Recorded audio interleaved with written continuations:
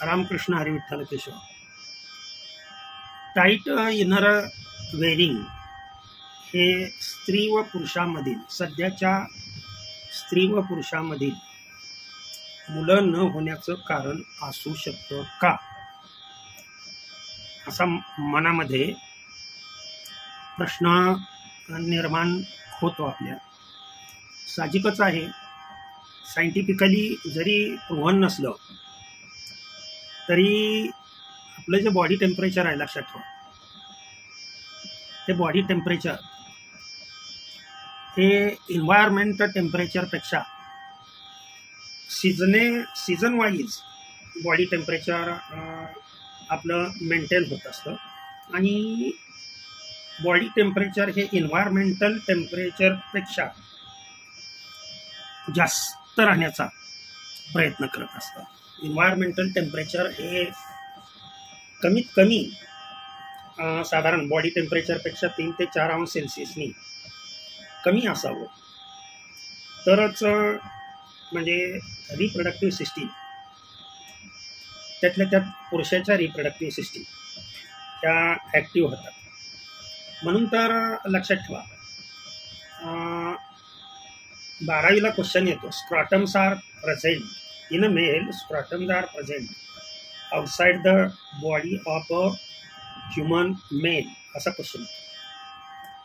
का आहे त्याच्यासाठी कारण आहेत.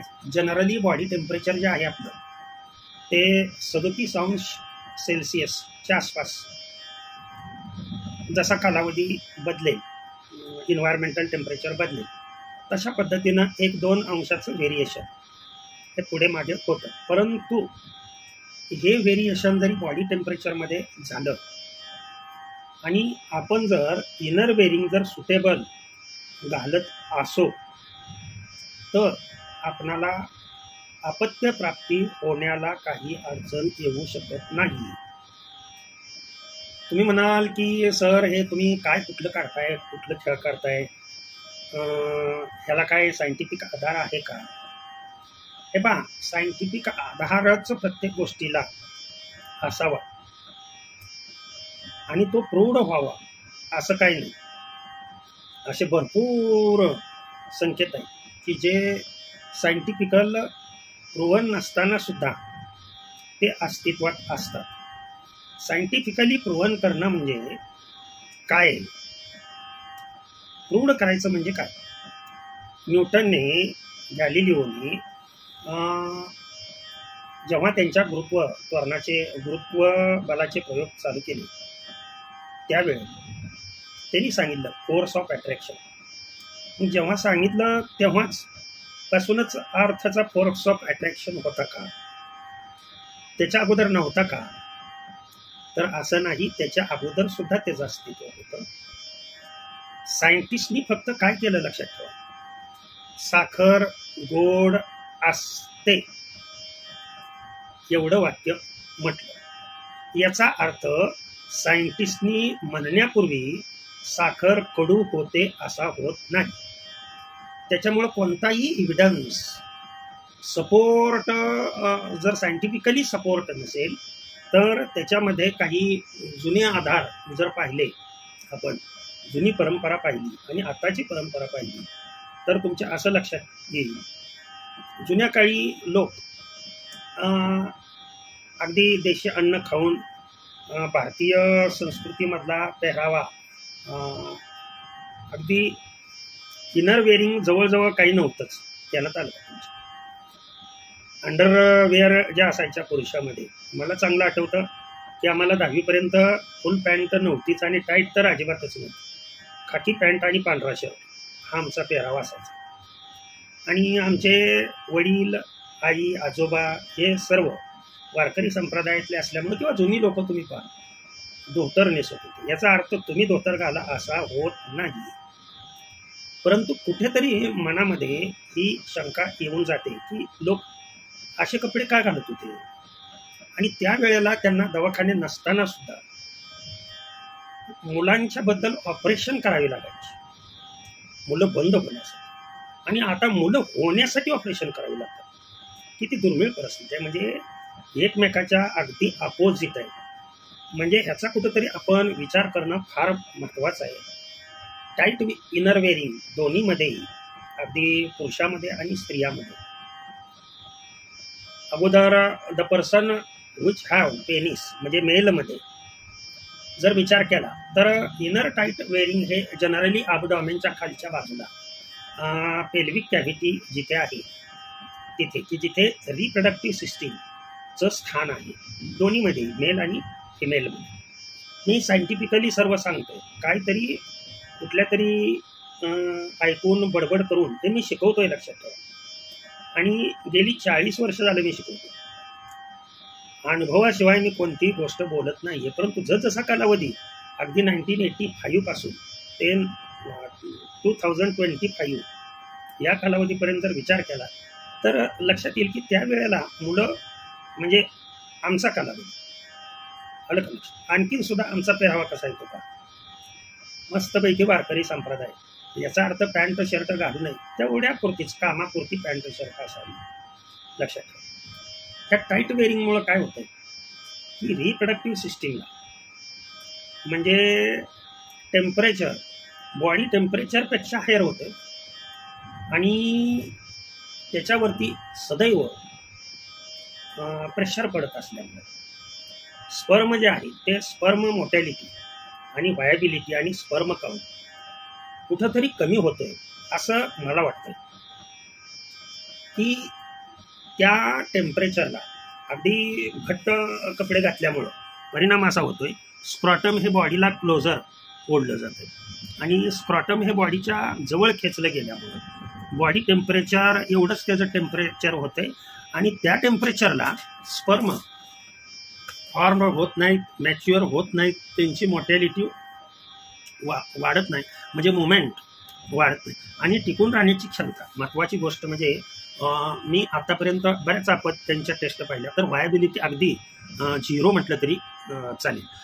5 सेकंद, 10 सेकंद, 20 सेकंद ही व्हायबिलिटी म्हणजे काहीच नाही, लक्षात आलं का. व्हायबिलिटी म्हणजे टिकून राहण्याची क्षमता.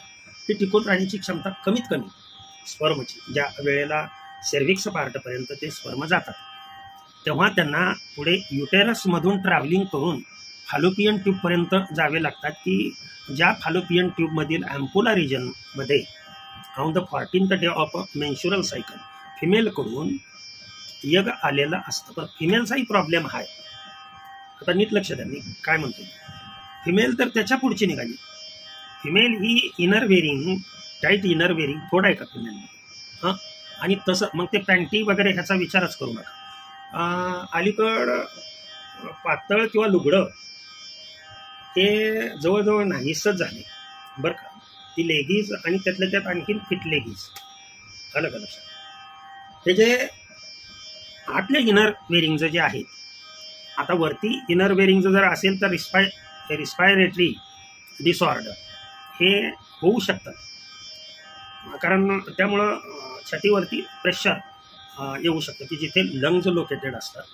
आणि पुन्हा आणखीन दुसऱ्या महत्त्वाच्या गोष्टी या की या टाईट वेअरिंगमुळं मग ते अवघड जाग्याचा असू द्या किंवा कुठलीही टाईट वेअरिंग असू द्या, उन्हाळ्याच्या दिवसामध्ये तर जवळजवळ इतका घाम येतो, लक्षात ठेवा. आणि घाम आल्यानंतर तो घाम ॲब्सॉर्ब करण्यासाठी आपण जे इनर वेअरिंग जे घालतो ते तो घाम ॲब्सॉर्ब करून घेणारं पाहिजे, लक्षात आलं. किंवा एवढी तर जागा तिथे पाहिजे आहे कमीत कमी त्या पार्टला की जेणेकरून तिथे ऑक्सिजन खेळता राहील आणि इव्हॅपोरेशन प्रोसेस म्हणजे बाष्पीभवनाची क्रिया होऊन तो स्वेट जो आहे तो त्वचेवरती कूलनेस निर्माण करेल. एवढं तर कमीत कमी आपल्याला ज्ञान असलं पाहिजे आहे. म्हणजे सर्वच गोष्टी इतरांनी सांगाव्यात, आलं का लक्षात. आणि आपण स्वतः मात्र काहीच न करावं. हे अलीकडच्या मुलांचं मुलींचं लग्न झालेलं कुठंतरी चुकतंय.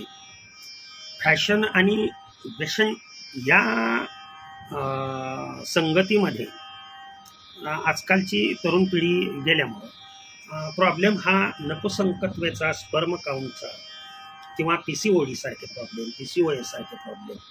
आता मला सांगा, जर फिमेलनी टाईट वेअरिंग केलेलं असेल तर सेर्विक्सचं पार्ट आहे म्हणजे ज्याला ग्रीवा म्हणतो आपण, गर्भाशयाचा आणि वजायनाचा जो जंक्शनल पॉईंट तो वास्तविक पाहता त्यातून जे एंडोमेट्रियम आहे युटेरसचा आतला पार्ट लक्षात ठेवा हे सर्विक्स सिक्रिशन करत असतं की जेणेकरून हे सिक्रिशन खालचा जो वजायनल पार्ट असतो तो वजायनल पार्ट मध्ये कुठल्याही प्रकारचं सिक्रिशन म्हणजे इन्फेक्शन होऊ नये आणि वजायनाचा pH मेंटेन व्हावा.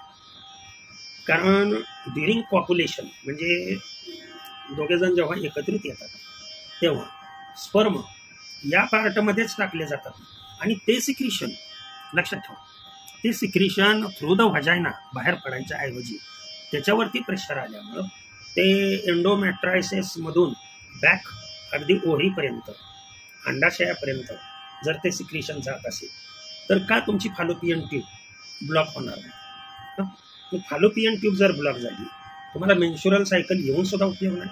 त्या फालोपियन ट्यूबला फिंद्रिया पार्ट क्लोजर टू ओव्हरी जो असतो तो पार्ट ओपन असला पाहिजे.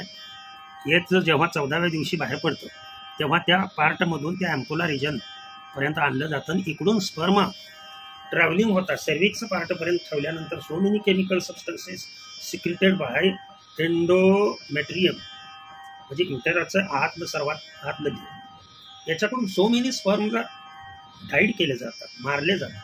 वर त्यातले ॲक्टिव्ह स्पर्म जे हेल्दी स्पर्म आहेत तेच स्पर्म पुढे जाणार आहे आणि पुढे जर ट्यूब ब्लॉक असेल तुमची फालोपियन ट्यूब जर ब्लॉक असेल तर how is it possible to conceive होणारच नाही म्हणजे गर्भ राहणारच नाही लक्षात ठेवा. आणि तुम्ही तुमच्यामध्ये फॉल्ट असं वरून जर पाहिलं किंवा चेकिंग ब्लड वगैरे हार्मोन्स बॅलन्स वगैरे ते तर रेग्युलरायझेशन लगे सुरुवातीला लगे उघड होत नाही. डॉक्टरसुद्धा म्हणतात अरे तुमचं सर्व व्यवस्थित आहे तुम्हाला कसं काय होत नाही. ही वस्तुस्थिती आहे. त्याच्यामुळं मनात पुन्हा शंका येते सर असं जर असतं तर पैलवान लोक तर लंगोट अगदी जाम घालतात ना त्यांना मुलं व्हायलाच नाहीत पाहिजे. अरे परंतु त्या पैलवानांचं खाद्य काय असतं हे पाहिलंच का.